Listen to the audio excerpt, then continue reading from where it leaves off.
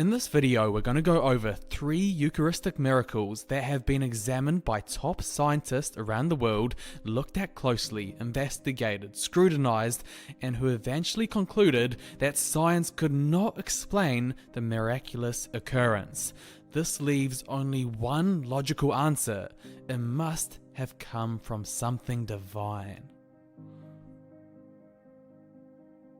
In the 8th century, a priest celebrating Mass in the town of Lanciano, Italy, was having doubts about the true presence of God's body and blood in the Eucharist.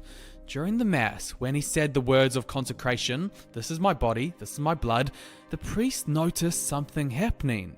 He saw the bread change into living flesh and the wine coagulate into blood, which formed into 5 globules. Of course, many did not believe it, and the local archbishop conducted an investigation, and the church approved the miracle. But still, many did not believe, especially scientists. So in 1971, the specimens were analysed by Odoardo Linoli, a professor in anatomy, histology, chemistry, clinical microscopy, and former head of the Laboratory of Pathological Anatomy at the Hospital of Arezzo. And in 1971, he published his results, which surprised even himself.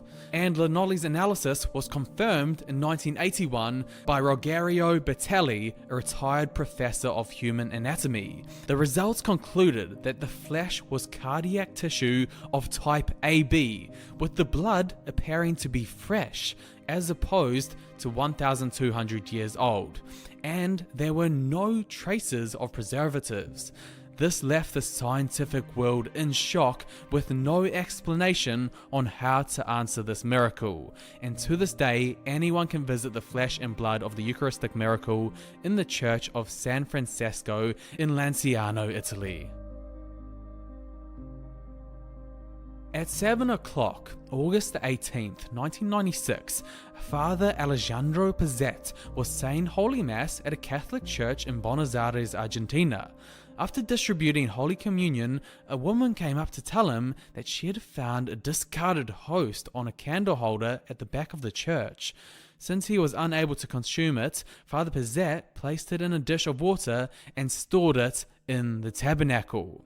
However, coming back on Monday, August the 26th, he came into the church, opened the tabernacle, and to his amazement, he found that the host had turned into a bloody substance. He reported the miracle to Cardinal Jorge Bergoglio, the future Pope Francis, who told him to have it professionally photographed. These photos were taken on September the 6th, 1996. For several years, the host remained in the tabernacle, with everything kept under strict secret. Since the host suffered no visible decomposition, Cardinal Bergoglio decided to have it scientifically analysed. Since they did not want to prejudice the study, they purposely did not inform the team of scientists of its origin. One of those scientists was Dr. Frederick Zugaba of Columbia University, the well-known cardiologist and forensic pathologist. He determined that the analyzed substance was real flesh and blood containing human DNA. Zugaba testified that the analyzed material is a fragment of the heart muscle found in the wall of the left ventricle close to the valves. The heart muscle is an inflammatory condition and contains a large number of white blood cells. This indicates that the heart was alive at the time the sample was taken, since white blood cells die outside of a living organism. They require a living organism to sustain them.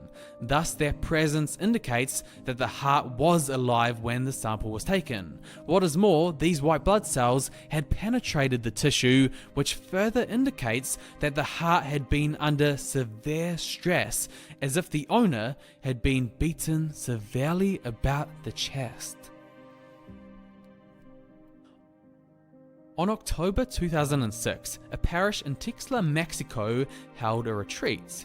During Mass, 2 priests and a religious sister were distributing communion when the sister looked at the priest with tears in her eyes.